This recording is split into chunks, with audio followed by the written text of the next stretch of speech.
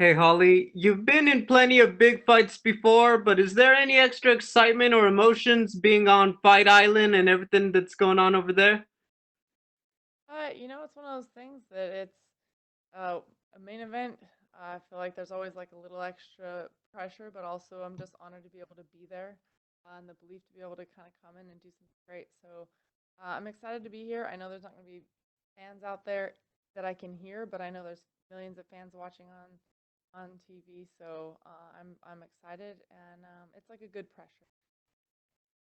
You've been clear about this in interviews already. You are still looking for another shot at the title and getting a belt back.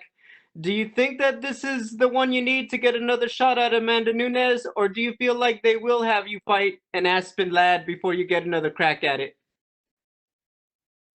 All I can do is do my best to fight and see what doors open for me. And all I know is that this fight is what I need to focus on and do my best in order. The better I do in the fight, that's the more promising for title shot after that. So the best I can do in this fight is what's going to matter.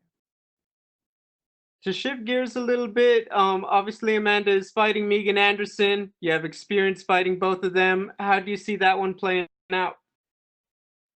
They're both tall fighter. I mean, Megan's real tall. Um, Definitely different styles. I mean, I always say anything can happen in there. I feel like Amanda's definitely going to, you know, be victorious, but that doesn't mean something couldn't happen. Anybody has a puncher's chance. People are wondering if Amanda wins, if that could be it for the 145 division for the ladies. You fought there twice before. Out of curiosity, has the UFC reached out to you about featherweight fights since the last time you went up? I just train, and when the fight gets scheduled, I say okay. My management kind of deals with that. So if they've talked about it, I couldn't tell you yes or no. I I'm always understand. open to either one. Yeah. Quick side note, I know it hasn't aired yet, but who did better on Celebrity Family Feud? You or Karate Hottie? Oh, I'd say it's a draw on that one. I don't know.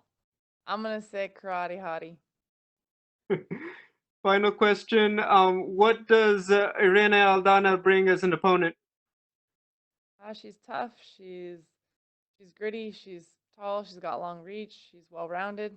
She's comfortable on her feet, comfortable on the ground. So I better be ready, and I am. Thanks, Holly. Thank you. We'll take our next question from Damon Martin with MMA Fighting.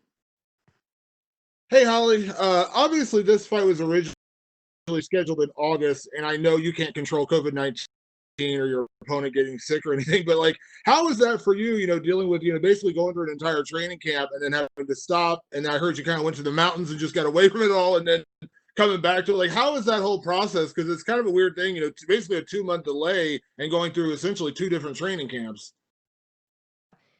It was the last week of training too, and I actually had talked to some friends that live up in Colorado, and I was like, man, after my fight, I'm I'm craving the mountains. I need to get up there. So after my fight, I'm gonna call you. And then literally the day that my fight got postponed, I thought I know they're gonna reschedule this fairly quickly. So going through an entire camp physically and mentally, like I knew I needed a break before I was gonna jump back into it again. So I actually called that day. I said, hey, so instead of coming after my fight, I'm just gonna come right now. So I love to be up in the mountains and just be away from things. Um, just kind of refreshing for the soul. And even when I got back, I was only there for just under a week. I got back, I still kind of just had a little time with my friends, things that you kind of put aside when you have a fight camp. You can't make it to that happy hour with your friends or go hang out, kind of chat when you have to be at the gym training. So I enjoyed some time with friends and family, with some light training before I really jump back in. Was it always Irene Aldana? As soon as the fight got postponed, you said you thought it was going to get rescheduled. Obviously, we hear all the time fighters jumping in, short notice fights, different opponents. Obviously, you got Jermaine and Juliana fighting this card. Maybe was it always Irene, or did you think about taking anybody else, or did you have your focus stayed on Irene? Honestly, that's just those after the fight. That conversation kind of more was just my management and my coach, Michael. At first, they I think even had said, well, who else is out there right now that can take the fight, and um, you know, that was kind of the talk once we found out that it was canceled, and nobody really, they didn't really have anybody kind of just to throw last minute because it was the last week of training. But it was one of those things that rather than just like force something else for the time too, it was like, well, or just reschedule it. It just kind of was something that was just kind of, well, let's reschedule and fight as is because it's a good match. And Holly, obviously, going into the fight, there's been a lot of talk about Irene potentially fighting for a title if she can beat you. But even though you're the number 2 ranked fighter in the division, you fought for the title, you've been the champion. It always feels like the spotlight is on you. The headlines are about you because you are the former champion, because you are that ranking. How do you deal with that? I mean, is that something you just learn to embrace? You just kind of let it roll off your shoulders. That there's always going to be that spotlight on you, the expectation on you. Like, how have you learned to deal with that? Uh, it honestly gives me heartache uh, because I know that there is a lot of belief in me by a lot of people. There's a pressure that comes with certain things, but that's also what makes this sport so great. I feel like I'm alive. I'm feeling life, and I would rather things be expected of me, or rather have pressure put on me because that means that there's a reason why that is the case, rather than people that didn't care or didn't want to watch or no pressure. So if I had it I wouldn't have it in any other way. Just makes me want to do my best. It makes me want to win, so that all this belief in me it's worthwhile. It's worth something.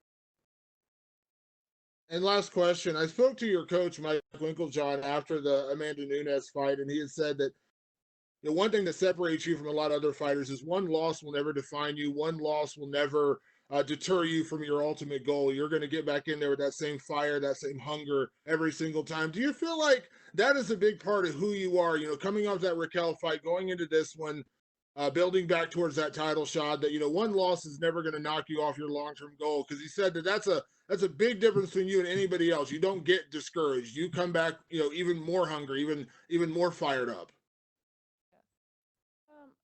Yeah.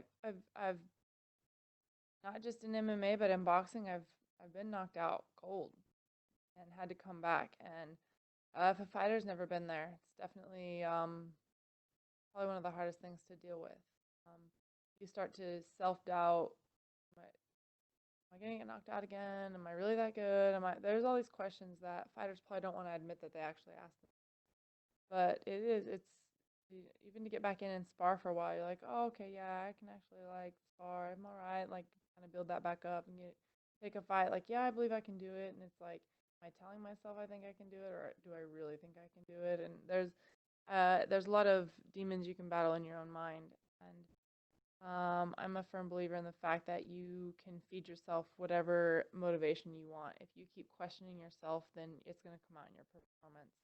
You don't believe in yourself and you're the one who has to go in there and fight, then how you think you're going to win? You always have to believe you can do it. And if there's ever a time I don't think I can do it, is the day that I need to retire. So, you know, setbacks doesn't necessarily mean that it's done. And a lot of people at this point in my career are like, oh, have you thought about retiring? You had the belt, you lost it, you were already 38, you're old. Like, well, I'm still ranked right up at the top for a reason. And um, so what I want to keep doing is make that belief. I want people to believe in me. So I need to make the best performance that I can, so that they can see why I'm still doing this, why I'm still passionate about it, and why I believe in myself. Thank you, Holly. We'll take our next set of questions from Hausi Fan with PP Sports. Hardy, how are you doing? How's it going? I'm good, thank you very much. And let's talk about your experience in the Fight Island so far. Was it good? Oh, it's been great. I mean, I think in this life right now, there's a lot of things that are challenging, and for a challenging time, it's definitely been as pleasant as can be. Everybody here has been great. The help has been great. Be able to have the opportunity to still fight and have everybody here that has put their hard work together so that we can make this happen. Very thankful for the opportunity. Okay. Thank you very much. So since most of the people are talking about this match and thinking as a title eliminator, so what do you expect from your opponent, especially after her COVID-19 incident? Will that affect her performance? I think that she's going to be just fine. She's going to go in there. She wouldn't have taken the fight if she didn't feel good and ready. I'm not ever going to walk in there and think, oh, hopefully, maybe she's not coming as her best game. I truly feel that I'm getting her at her best game, at her A game. So I need to be ready for that, and I am ready for it. Fair enough. So as the most experienced fighter in the octagon that night, fighting in Abu Dhabi is your first time. The time difference, the cage size, and the temperature, all those factors are different. And there's no gentleman singing a love song to you in the pre-game conference. Will that affect your performance? And how will your experience deal with those issues in order for you to get big W that night? We're all in the same boat. We're all fighting in the middle of those early morning hours. We're all having to be, in a different time zone. We're all having to fight with no fans in the stands. So we're all in the same boat. At the end of the day, when I get in there, it's still me standing across from my opponent. And at that point, I want to win, regardless. Thank you very much. And then October 17, your birthday is coming up pretty soon. Do you have any celebration plan after you win in this match? Or are you just focusing on this one? Yeah. I actually plan on going on a little weekend trip with my friends. Any more detail you want to share? No, I don't want to tell everybody where I'm going to be. All right, good. So last question for you is, since you talked about retirement earlier in that questions, beyond UFC, what do you expect you to do in the future? Like another action movie, maybe? Whatever doors open, whenever I'm done fighting, I'll take the opportunities and do the best I can with it. Right now, I'm just focused on fighting, and hopefully through this career, maybe there'll be open doors for someone else. So thank you very much. You're a true champion, and I wish you all the best this weekend. Thank you very much. And we'll take our last set of questions from Gad Pangalangan with Dojo Drifter. Holly, so we saw you kick the year off with a victory, but things all around have been kind of crazy. How has 2020 been like for you? 2020 has been wild. I think everybody can say that. I don't think anybody doesn't kind of sense a little bit of a kind of different kind of year. For me, it's been pretty. I try and keep it as normal as I can. I mostly, my heart goes out to a lot of those that not only have had to deal with COVID, but just it's not just the actual virus itself, but it's businesses that are closing, it's people that are having a hard time at home, it's kids that are having a hard time with school, and there's just a lot going on right now. So for me personally and directly, I've been able to train for the most part. I've been able to doing what I love to do. My family's healthy, so I'm very fortunate. And for me, I've just kind of, my thoughts more are going out to those who have really been directly affected by it. So, always just hope the best, and always hope we can get back to full functioning everywhere, all over this world. Yeah, so craziness aside, you find yourself now on Fight Island. How does it feel to be there with your team, especially? Like, is this all a great experience for the team? I feel so fortunate and so blessed to have such a great team that will fly across the world with me because they believe in me to go do something great. So that's just something that I can never put into words how much I really appreciate my. It actually puts pressure on me. I don't want them to come all the way over here and be having to go home with a loss. It's pressure in a good way though, because I just want to be able to give back to them what they've given to me. They've given me their knowledge. They've given me their time. So I want to give that victory back to them. I want to make it all worth it. And you mentioned pressure, but I've noticed that you seem to just shrug off pressure like it's just another main event, it's just another fight. Is that something that you've developed over the years, all these years competing? I mean, I get super nervous. I get super anxious for fights. But I think that you have to have a certain personality to be able to kind of go in there and do what we do. Um, you're very vulnerable in there. You're totally exposed in front of millions all over the world, and so it's kind of one of those things that you have to be okay being vulnerable. You have to kind of a liberating feeling walking in there. You got to walk in there and just say you just got to let go.